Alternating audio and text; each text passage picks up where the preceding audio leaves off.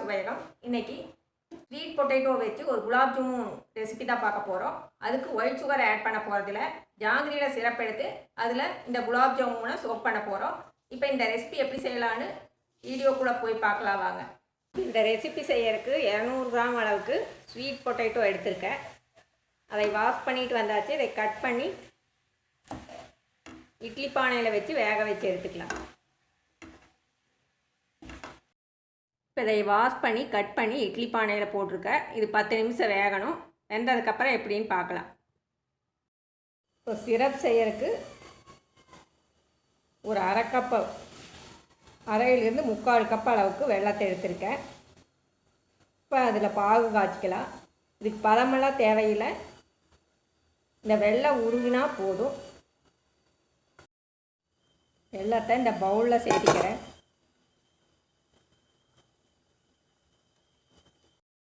இதில் அரை கப் அளவுக்கு தண்ணி சேர்த்துக்கலாம்.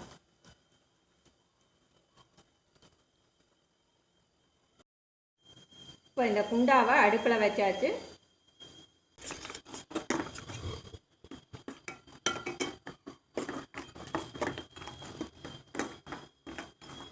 வெல்லத்தை பவுட்ரு பண்ணி சேர்த்திட்டிங்கன்னா உங்களுக்கு குயிக்காக கரைஞ்சி வந்துடும். இப்போ சிரப் ரெடி ஆகிடுச்சு பாருங்கள். இது ஆறிட்டு குலோப் ஜாமுனை ரெடி பண்ணிவிட்டு இதில் சோப் பண்ணிக்கலாம். கிழங்கு வெந்துருச்சு. இது ஆறுனதுக்கப்புறம் இதை மேஷ் பண்ணிக்கலாம். இப்போ இதனுடைய தோலெல்லாம் எடுத்தாச்சு. சர்க்கரை வெள்ளிக்கிழங்க அதையே மசிச்சுக்கலாம்.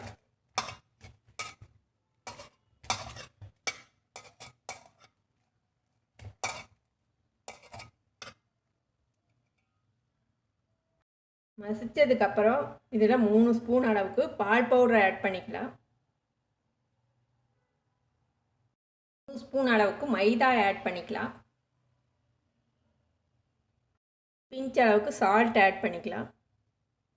1 ஸ்பூன் அளவுக்கு சோடா உப்பு ஆட் பண்ணிக்கலாம். சமையல் சோடா, ஆப்ப சோடான்னு சொல்லுவாங்க. இப்போ இதில் தண்ணி கொஞ்சம் தெளித்து இந்த மாவை சப்பாத்தி மாவு பதத்துக்கு பிசைஞ்சு எடுத்துக்கலாம்.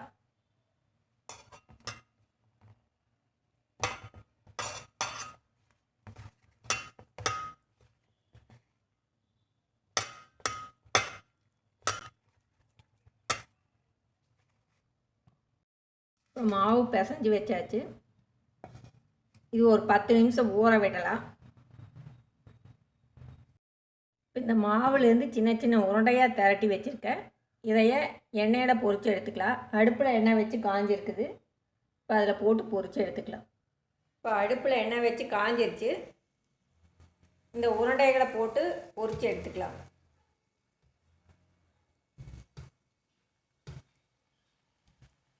மீடியம் ஃப்ளேம்லேயே வச்சு செய்யுங்க.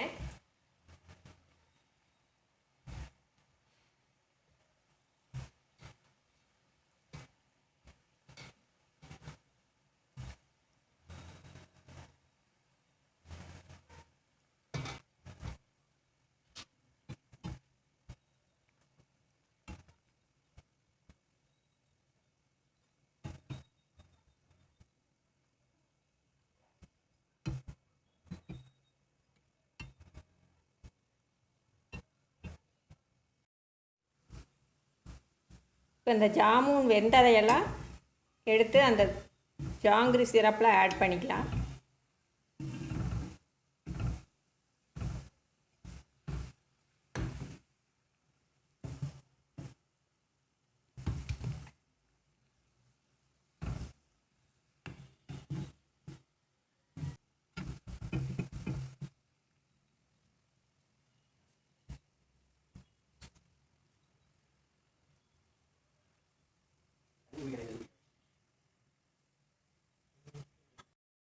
பொரிச்சதை இப்போ ஜாங்கிரி சிரப்பில் ஆட் பண்ணிவிட்டோம்.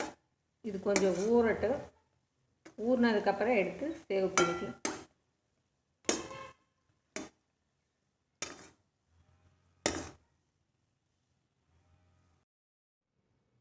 இப்போ குலோப் ஜாமுன் ரெடி ஆயிடுச்சு. இதை இப்போ கட் பண்ணி காமிக்கிற பாருங்கள். ரொம்ப சாஃப்டாக இருக்கும்.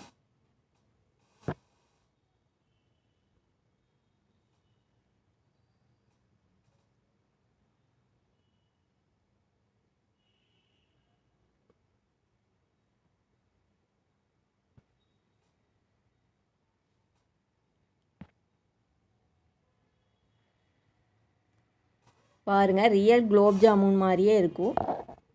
டேஸ்ட் வைஸும் ரொம்பவே நல்லாயிருக்கும்.